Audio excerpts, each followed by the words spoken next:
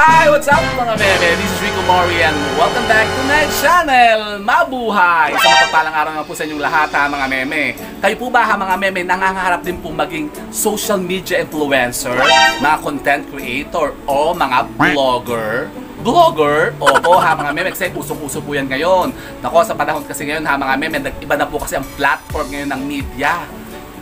Ngayon ho kasi ha mga meme, usong-uso na po yung mga tinatawag na mga vlogger o yung mga content creator. Pero alam niyo po ba ha mga meme, yung vlogging kasi hindi po para sa lahat yan ha mga meme. Meron kasi mga talagang gusto po mag-vlog, hindi naman po sila talaga nagsasucceed ha mga meme. Pero alam niyo po ba na meron kayong magagamit na isang napaka-powerful na luck charm o mutyang pampaswerte para kayo po ha mga meme maka-attract ng mga sinasabing mga positibong enerhiya na maaaring makapagpadala sa inyo ng mas marami pong mga followers at mga subscribers para ang inyong pong mga channel o page ha mga meme madali pong mag-monetize. Talaga ba?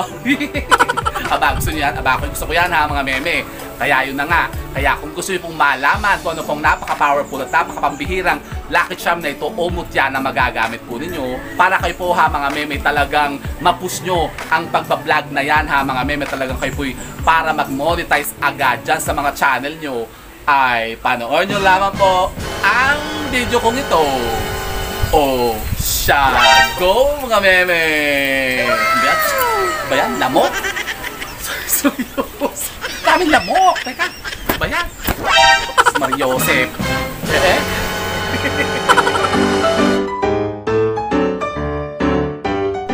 So yun na nga po ha mga meme, sa mapagpalang araw po sa inyong lahat. At ngayon nga po ha mga meme, nako, napaka-interesting na topic natin ngayon ha mga meme. Kasi ngayon pong araw na ito, for today's video, may share tayo isang napaka-powerful na mutya o pampaswerte ha mga meme na magagamit po natin kung kayo nga po ha mga meme nasa larangan po ng pag-engganyo ng tao.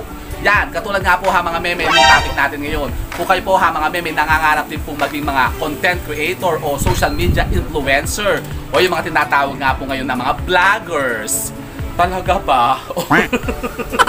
Ito po ha mga meme. Alam niyo po ba ha mga meme, kung halimbawa kayo nahihirapan na magpa-monetize para kayo talagang dagasin at pugigiin ha mga meme ng mga followers at subscriber. Kung halimbawa wala pa kayong mga subscriber para kayo po ha mga meme ma-reach agad ha yung mga requirements ni Meta at saka ni Lolo YouTube. Nako po, eto ha mga meme. Alam niyo po ba ha mga meme na meron po tayong magagamit na isang napaka-powerful na pampaswerte o mutya para kayo po ha mga meme makahalin at makaengganyo ng tao. Kasi tao kasi ang halinahin natin dyan ha mga meme. Kung bakit tao po ang aatakin po natin para tayo po ay maging mabangong sa kanila. Para tayo dagasain lahat at pugigiin lang ang channel natin. Ano ba yan? Kaya ito na nga po ha mga meme, wala na masyadong talakis. Diretsahan na po ito kasi baka maganda naman po yung iba dyan na sabihin ni, naku ay pang sabihin daw direct to the point daw agad. Parang may mga naghihintay na mga taxi. Nako pa! Huwag magmadali ha mga meme, basta stay put lang kayo dyan. So ito na nga po ha mga meme, ang ating napaka-powerful na mutya ngayon ha mga meme na magagamit nyo po kung kayo po ha mga meme talagang gusto nyo pong kayo pugigiin ng tao, makahalin at kayo talagang parang dagasain ng mga followers na yan at subscriber ha mga meme. Ito po, narinig na po ba ang pambihirang katangian na taglay na kakayanan sa pag-engganyo nga po ng tao ng mga mutya ng langka? Mutya ng langka? Opo ha mga meme, mutya ng langka na naman.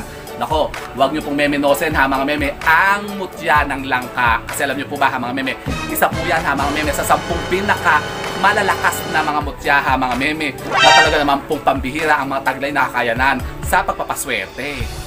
Kabilang pala yan dyan. Opo, isa po yan ha mga meme ang mutya ng langka. At eto siya ha mga meme, ipe-flex siya sa inyo ngayon. Nako, eto mga meme ang ating napaka-powerful na mutya ng langka. Talaga naman po ito po ha mga meme. Nako, legit po ito ha mga meme. Hindi po ito basta-basta yung mga langka-langkaan lang dyan. Eto po. So ito po ha mga meme ang ating mutya ng langka. Saan ba nanggagaling ang mga mutya ng langka? Di syempre sa bunga ng langka. Talaga naman. Ito po ha mga meme, sinatawag na mga mutya ng langka na nanggaling po sa mga buto ng langka na nag-fossilize na ha mga meme sa katagalan ng panahon at naging bato. Kaya po sila tinawag na dyan ng langka ha mga meme. Ito po kasi ha mga meme yung mga buto ng langka ha mga meme na sa katagalan po ng panahon na nakabaon po sila sa lupa ha mga meme. Sila po yung nag-fossilize na sila po ay naging bato na. Talaga ba? Opo ha mga meme. Kasi alam nyo po ba ha mga meme, na meron din po mga puno ng langka na namumunga po sa ilalim ng lupa? Meron bang ganun? Opo ha mga meme, meron ganun. Kasi alam nyo po ba ha mga meme na ang mga puno ng langka ha mga meme, lalong-lalo na po yung mga saksakan na po ng tatanda. Nako, sila po ha mga meme, may kakayanan na pong mamunga sa ilalim ng lupa. Nako, parang napaka-awkward naman. Sa ilalim ka ng lupa mamumunga. Paano makukuha yun? Yun nga po ang tanong ha mga meme. Paano natin makukuha at malalaman na may bunga na pala ang ating puno ng langka sa ilalim ng lupa? Yan kasi ha mga meme, ang ating mga puno ng langka na namumunga sa ilalim ng lupa, malalaman nyo yan kapag halimbawa ang mga lupa ha mga meme, nagmumutok-mutok na. Puputok po yan, yung parang aalis sa baga, tapos yan po'y parang mangangamoy. May maamoy kayong mabango ha mga meme, amoy langka. Alam ka naman mag-amoy patay. Opo, amoy langka rin syempre ha mga meme, ang amoy nila. Tapos yan po kasi ay magpaparamdam sa inyo, yun nga, magpapaamoy siya. Tapos makikita nyo sa ilalim ng lupa niyan ha mga meme, yung pinakalupa niya, puno niya ha mga meme, magpuputok-putok yan. Opo ha mga meme, malalaman po nyo yan ha mga meme, lalong-lalo na po kung halimbawa kayo po ha mga meme, yung magagaling na mga antingero, yung talagang mga hunter ha mga meme ng mga mutyang ito.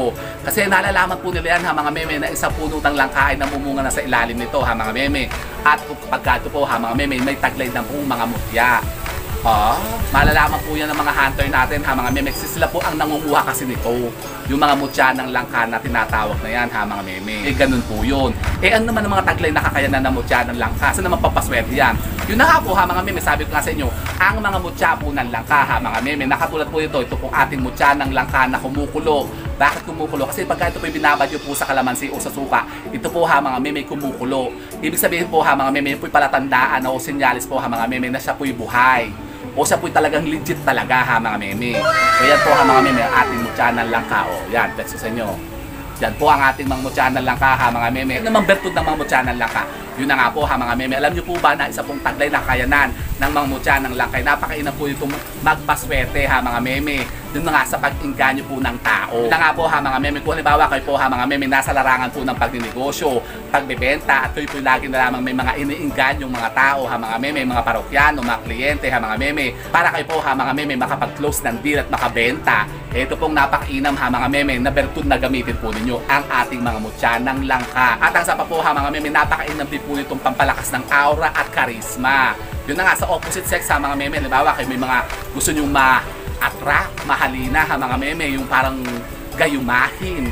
Nako, sa mga babae o sa lalaki ha mga meme, itong napakainam na gamit ha mga meme na bertud para kayo po ha mga meme makahalina nga po ng tao. Yan, katulad nga po ha mga meme ng ating topic ngayon. Kung kayo po ha mga meme nasa larangan po ng social media, influencing, o di ba ga, kung halimbawa kayo po yung mga content creator at mga vloggers ha mga meme, para kayo po ha mga meme bumango po sa tao, para kayo nagasain ha mga meme na maraming followers at subscribers. Ito po ang napakainam ha mga meme, kayo po yung magtaglay po ng mga mutya ng langka at talaga naman po kayo, nako, suswertihin dyan ha mga meme at kayo dadagasain talaga ng maraming mga followers nyo. Maraming fans. Pero halimbawa kayo po ha mga meme, sasabak po sa vlogging o sa paggawa nga po ng mga content ha mga meme at kayo po magiging media influencer. Meme, dapat naman po kayo po ay mayroong maayos na content ha mga meme. Kasi po talagang sekreto dyan. Kahit ano po kasi mga sinasabi mga papaswerte ha mga meme, kung pabura-buraot lang naman po yung mga channel ninyo at wala namang kwenta. Paano kayo papalaw ng tao, di ba ga? Sus Mariosep, ganun po yun ha mga meme. Pero alam nyo po ba na ito po'y napakainam po talaga ha mga meme na pantulong at gabay ha mga meme. Kung yun na nga, kung halimbawa kayo po nga po'y nanghahalin na nga po ng tao. Talaga ba? Opo, at ito po'y napakainam din po ha mga meme. Sabi ko nga sa inyo, kung halimbawa kayo po'y mga politician, yun na nga, halimbawa kayo po'y mangangampanya at gusto nyo kayo iboto ng tao, bumango ang pangalan po ninyo. Siyempre, kailangan natin maiganyo ng tao ha mga meme. Ito po, kung kayo po ha mga meme, makakapagtaglay po ng mga mutya ng langka, talaga naman po kayo nako, babago ang pangalan ninyo sa tao, talagang kayo dudumugin nila, talagang kayo iboboto. At yun na nga, kung halimbawa kayo po ay mga social media influencer, talagang ipapalo nila kayo ha mga meme, araw-araw panonoorin nila kayo para mas marami kayong views at mas maraming revenues. Di ba ga? Gusto niyan? Bakit gusto ko yan ha mga meme? Sus Mariosep. So ito po ha mga meme, itry nyo po ito at bukod nga po sa napakainam po nito ha mga meme, na yun na, halimbawa kayo po yung mga buntis. Nako, ito pa po ha mga meme, isang taglay na kakayanan ng mga mutya ng langka ha mga meme. Ito po'y napakainam ha mga meme sa mga nagdadalang tao. Ako, napakainam pong gamit ito ha mga meme para mapabilis po ang panganganak po ninyo. Yung hindi kayo mahihirapang mga anak, yung kung bagay parang iiri lang kayo ganyan, ilalabas na yung bata. Hindi na kayo kailangan pang magpabaak ng tiyan nyo, yung magpapasies pa, napakamahal bang papasies ngayon, di ba ga? Oh. Tapos mahiwaan pa yung tiyan nyo. O, eto na, ito po ang atikain po ninyo. Halimbawa nga kayo po ha mga meme, mahirap mga anak. Nako, parang yan po ha mga meme, iniri nyo lang, labas agad dyan ha mga meme, talsik agad ang mga baby nyo dyan. Kasi para pong mga buto ng langka, pag tinatanggal po natin sa laman niya, napakabilis matanggal at lumabas.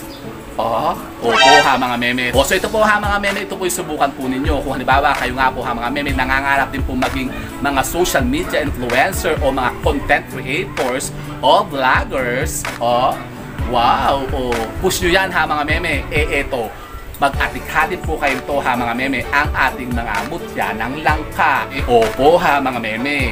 At marahil po ha mga meme, magtatanong po kayo, saan naman natin makakuha na atikaya mga mutya ng langka na yan? Nako, padaliin natin ang buhay ha mga meme, huwag na kayong problema. Kasi ito naman po mga mutya ng langkang ito ha mga meme, meron po tayo ngayong pinalilimusan at ipineflex ha mga meme. Kung interesado po kayo ha mga meme na makaatikha po nito, mag-PM lang po kayo sa akin ha mga meme, at ito po ipadadala ko rin po sa inyo. O di ba ga? So ito po ha mga meme, kung kayo po may makatanungan pahingin sa ating paksang ito dito po sa ating mga mutya ng langka ha mga meme, pwede po kayo magtanong dyan. Mag-iwan lamang po kayo mga katanungan nyo dyan sa ating inbox. Kapag tayo po nabasa natin, yan po yung sasagutin din natin dito. O di ba ga? So ito po ha mga meme, saan po may napunta mga bagong idea at kalaman sa pag-attract na naman ng mga bagong kaswertihan. And with that mga meme, keep safe and God bless. Thank you for watching. And don't forget to subscribe my channel. I know you like it. And always remember, every gising is a blessing. Bye mga meme. No bashing.